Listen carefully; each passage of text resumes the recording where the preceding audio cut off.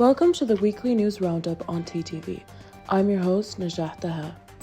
A 6-charter flight for the current tourist season arrived Sunday at Atar Airport from France, carrying 104 tourists. The regional delegate of the National Tourism Office said the steady inflow reflects security, stability, and the country's diverse tourism assets. He urged tourism stakeholders to uphold local values, ensure good conduct, and offer visitors a welcoming experience that projects a positive image of Mauritania.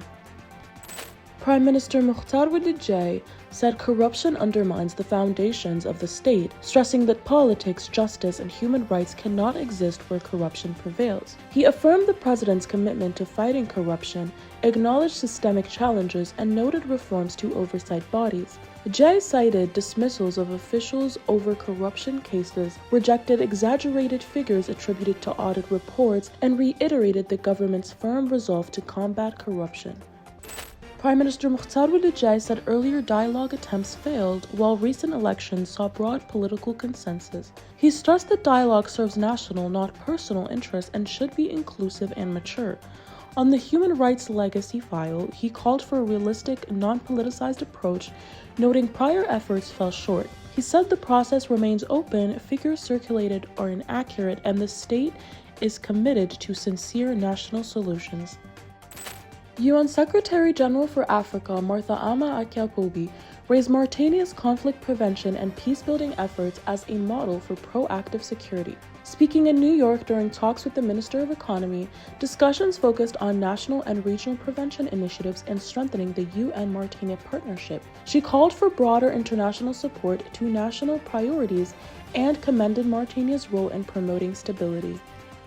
Professional and research groups warned of fragility in key marine resources, notably octopus and small pelagics, urging a fisheries agreement with the EU aligned with sustainability and food security. Analysis cite overfishing pressures, limited impact of seasonal closures, and concerns over industrial fleets. Artisanal fishers called to exclude octopus from agreements and prioritize stock rebuilding, protected areas, and equitable enforcement to safeguard ecosystems and livelihoods. Mauritania featured in a new international paper on inclusive climate action, calling for integrating social justice, gender equality, and inclusion into climate policies. Supported by STAR Facility with partners, the study draws on field experiences across several countries. It highlights compounded climate risks facing vulnerable groups and urges integrated social protection, local leadership, aligned financing, and the inclusion of women and vulnerable communities in climate responses.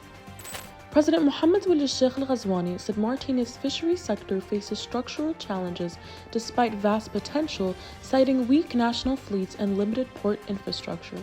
He noted an estimated 1.3 million tons of small pelagic stocks annually, with constrained value addition. Sector stakeholders praised policy gains, including growth in processing plants and exports. The president instructed relevant ministries to review professionals' demands and propose solutions. End of the roundup. For more details, follow us on our social media platforms or visit our website www.taqaddumi.mr.